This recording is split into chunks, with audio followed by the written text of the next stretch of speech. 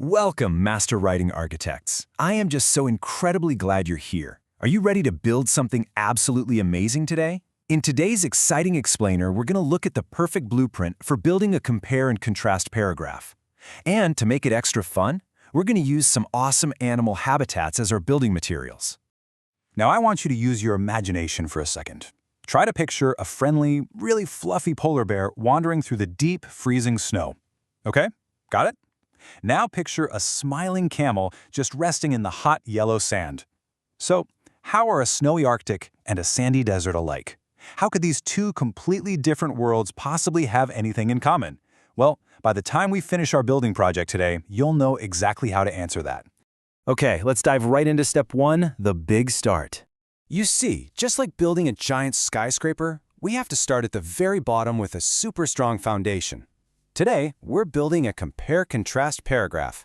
Now, what does that mean? It's a paragraph that tells how two things are the exact same and how they are different. When we compare things, we're looking for the ways they're alike. And when we contrast things, we're going on a hunt for all the ways they're different. So what does a big start actually look like? Well, it sounds exactly like this. I am going to tell you how the Arctic and the desert are the same, but also how they are very different. Do you see how that works? Right at the very beginning, you introduce your two subjects so your reader knows exactly what you're going to build. All right, moving right along to step 2, the sorting map. Before any master architect starts hammering away, we have to organize our materials using a special tool called a Venn diagram. It basically looks like two big circles that overlap. On the left side, we put things that only belong to our first subject, and on the right side, we put things for our second subject. But notice that magic spot right in the middle where the two circles hug? In this magic middle, that's where we write down the things that both subjects share. Now, what's really interesting about this is how we can take an idea from that magic middle and turn it right into a sentence.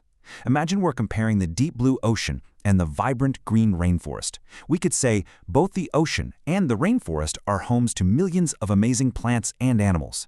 Even though one is entirely underwater and one is up on land, they share this incredible fact.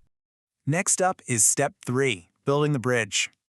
Now it's time to build a bridge. This is where we connect our ideas to show how our habitats are exactly the same. To build a really strong bridge, open up your architect tool belts, because we need our glue words. Words like both, alike, together, similar, also, and too.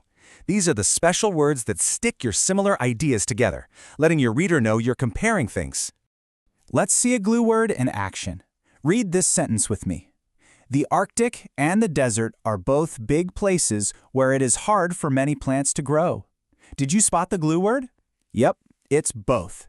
This proves that even a snowy, freezing place and a hot, sandy place can share similarities if you just look closely enough. Now for step 4, making a U-turn. Hold on tight, Master Architects, because it's time to change gears energetically. We've talked about how our habitats are the same, but now we have to make a sharp U-turn and write about how they're totally different. Just like we had glue words, we also have U-turn words. Words like unlike, but, however, while, and on the other hand. When you drop these words into your paragraph, it signals to the reader, beep beep, we're changing directions to talk about how things are completely different. Here is a huge pro tip for you. When you make your U-turn, always compare the exact same trait. For example, on one side we might say, unlike the Arctic, which is very cold, and immediately follow it up by saying, the desert is usually very hot. We started out talking about the temperature for the Arctic, so we absolutely must talk about the temperature for the desert right after. And this brilliantly illustrates another perfect U-turn. First, we look at the fluffy, thick fur of Arctic animals to keep them warm. Then we use a U-turn word, like but, and talk about the big ears of desert animals that actually help them stay cool. We're comparing animal bodies to animal bodies. It keeps our whole building perfectly balanced. Let's head over to step 5, the finish line. You guys are doing an incredible job, and we are almost done. We've built our foundation, our bridge, and made our U-turn. Now we just have to put a roof on our building with a closing sentence. Let's read this perfect one together. Although they have many differences, the desert and the rainforest are both very special to our planet. Wow, that ties all of our ideas together so nicely, doesn't it?